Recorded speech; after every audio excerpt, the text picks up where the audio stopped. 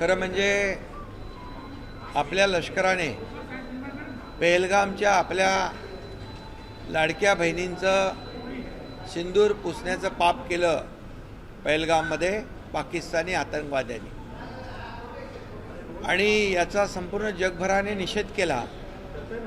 आणि त्या पहलगामच्या हल्ल्याच्या विरोधामध्ये आपल्या लष्करी जवानांनी आतंकवाद्यांचे अड्डे उद्ध्वस्त केले. याचा अभिमान सर्व तमाम भारतीयांना आहे. आणि या लष्कराच्या जवानाच्या पाठीमागे देशाचे प्रधानमंत्री नरेंद्र मोदीजी खंबीरपणे उभे राहिले आणि त्यांना सांगितलं, खून का बदला खून से, ईंट का जवाब पत्थर से, गोली का जवाब गोले से. आणि आपल्या लोकांनी देखील लष्कराने कुठल्याही सिव्हिलियनवर अटॅक होऊ दिला नाही. प्रिसाईज अटॅक झाला आणि ते आतंकवादी अड्डे उद्ध्वस्त केले. अशा प्रसंगामध्ये पाकिस्तानला ऑपरेशन सिंदूरच्या माध्यमातून एक जबरदस्त त्याला उत्तर या ठिकाणी लष्करी जवानांनी दिलेलं आहे. आणि लष्करी जवानांनी उत्तर दिल्यानंतर अशा प्रकारचं वक्तव्य काँग्रेसकडून होतं आहे, ही खरं म्हणजे हे चिंताजनक बाब आहे. ही दुर्दैवी बाब आहे. ही देशविघातक बाब आहे. हे देशप्रेम नाही, हे पाकिस्तान प्रेम त्यांचं उतू चाललेलं आहे. आणि म्हणून पाकिस्तानमध्ये देखील या सर्व नेत्यांनी काँग्रेसच्या बोललेल्या हेडलाईन झाल्या, देखो हिंदुस्तान में ये अटैक के बारे में क्या बोल रहे हैं.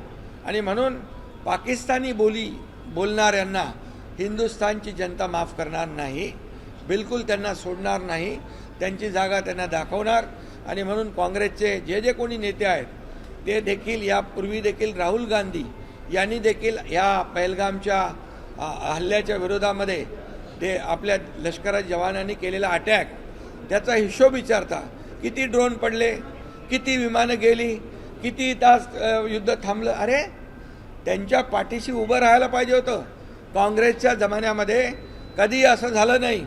पी चिदंबरम यांनी सांगितलं की त्यावेळेस त्यांच्यावर दबाव होता. कोणाचा दबाव होता? हे देशभक्ती नाही, देशद्रोह आहे. की आपल्या इथे मुंबईमध्ये साखळी बॉम्ब होत आहेत, 26/11चा हल्ला होतोय, त्यावेळेस अशा प्रकारचं सडेतोड उत्तर त्या तत्कालीन काँग्रेसच्या सरकारने दिल्लीच्या घ्यायला पाहिजे होतं. पण दुर्दैवाने त्यांनी त्यावेळेस ते धोरण घेतलं नाही.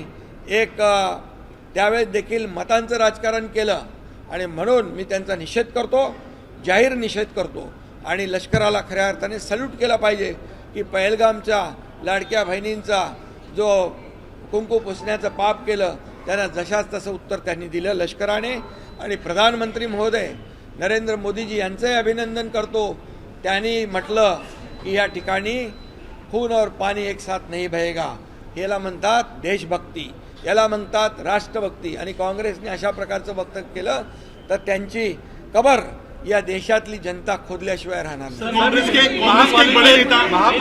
बड़े नेता पृथ्वीराज चौहान का ये करना, कांग्रेस का कहना कि पहले दिन ऑपरेशन सिंदूर के पहले दिन भारत की हार हुई.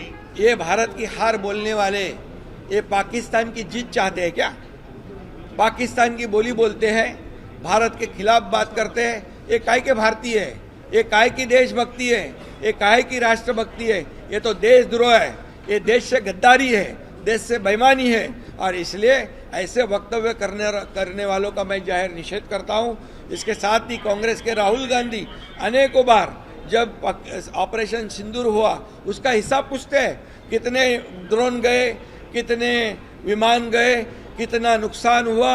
अरे पाकिस्तान के खिलाफ जो देश के लश्करों ने जो कार्रवाई की है, आतंकी अड्डों को उद्ध्वस्त किया है, कोई भी सिविलियन को तकलीफ नहीं हुआ है, प्रिसाइज अटैक किया है और पाकिस्तान को मुंह तोड़ जवाब दिया है, इसका गर्व पूरे देशवासियों को है. और इनको पाकिस्तान का गर्व है. देश 1 घंटा देश की हार हो गई. ऐसे बोलने वालों को जनता उनको सबक सिखाएगी. और जो वो मोदी जी के बारे में बोलते हैं कि कब्र खोदेंगे, तो उनकी कब्र ये देश की जनता खुद ब खुद खोदेगी। अभी लोकसभा में और आए हुए चुनाव में तो उन्होंने देखा है। आगे भी मैं इस बार चुनाव की राजनीति नहीं करता हूँ, लेकिन देश के बारे में जो लश्कर और देश के जवानों के बारे में, प्रधानमंत्री जी के बारे में कोई गलत बात करेगा उसको मुंह तोड़ जवाब इस देश की 140 करोड़ जनता दिए बिना नहीं रहेगी। और ये पूरी तरह पाकिस्तान का गुण गाना और भारत को हारता हुआ बताना ये देशद्रोह है, देश से गद्दारी है, देश से बेईमानी है। सर मुंबई महापालिका सर